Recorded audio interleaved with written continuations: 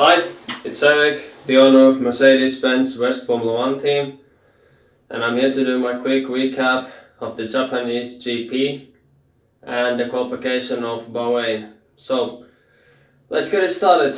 Japanese qualifying and race went very well. We qualified 5th and 6th, and we finished the race in 5th and 8th.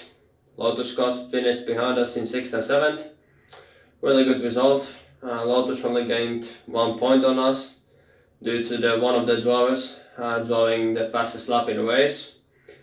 If you would have said to me that before Japanese race Lotus would only leave with 1 point more than us, I would have taken it gladly, because I truly believe that Lotus Cars should have maybe taken 2nd and 3rd or 1st and 2nd places in Japan, because it's a top speed track and they have the fastest car in top speed.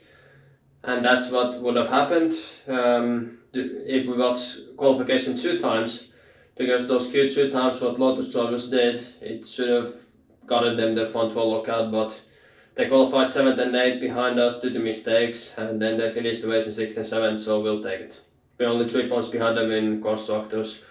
In Bahrain qualifying, now the Lotus cars showed their true pace. They took front row lockout by over 110 to Ferraris, which actually is very impressive even with top speed car.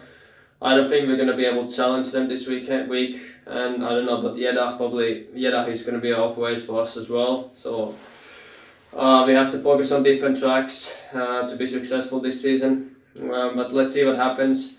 Gardner qualified 7th in Bahrain yesterday, and Hammers made a mistake in his Q2-1, and he's going to start the race in 11th. I believe that with good drives we can get both of our drivers to 7th and 8th, and if Hammers gets stuck in traffic today, he'll finish probably 10th or 9th. If nothing happens to Gardner, he's going to finish 7th. So we're probably going to lose a lot of points today to Lotus. They're going to fight against Ferraris for the win, and let's not take anything out of consideration. Maybe Red Bull is going to challenge Lotus as well. We don't know about the race pace of Red Bull in Bahrain, so let's see what happens. But yeah, I'm going to switch to Finnish language. Joo,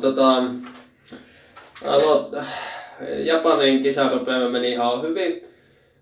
Saatiin aikaissa sieltä 5 ja 6 ja Lotukset hävisi meille aikaa jossain Japanissa, mikä oikeastaan yllätti minut ihan täysin. Kun minä laskin sen verran, että Lotukset voisi ehkä ottaa eturivi lähtöpaikan Japanin GP, mutta ei käynyt.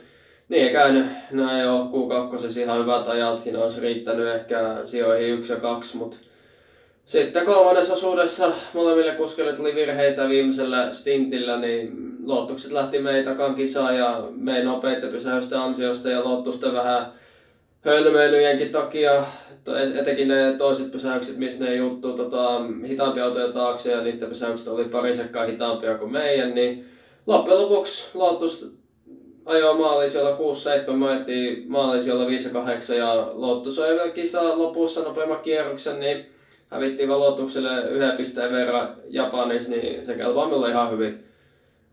Jos makailevat, niin kyllä minä kiitän siitä, ja Kumara ja ota hattua pois, vaikka hattua ei ole, mutta kiitos Lotus siitä, että annatte meille vielä chanssi taas sillä valmistaessa, että ollaan vaan 3 pistettä jäljessä Lotusta valmistaessa, niin ihan hyvä. Bahrainissa nyt taas Lotukset näytti nyt todellisen auton tehonsa ja valtisivat eturivin lähtöpaikat tämänpäiväiseen GP Bahrainissa, niin se on mitä se on. Me ajettiin siellä 7.11 ja paskaa kun ei voi kiillottaa, niin ei meidän huippunopeutta voi päivässä paremmaksi saada. Siihen menee vähän aikaa, pitää ottaa päivitykset tulee autoihin, niin katsotaan mitä tulee, kun Monaco GP koittaa tai sitten Itävallan GP koittaa, kun päivitykset on autossa, ja koko kauan aikana me päivittelen autoa, mutta katsotaan mitä käy. Veikkaa tänään sijoja 7-9 tai 7-8. No, tää oli tässä. Thank you very much for listening. I was Eric. See ya. Bye.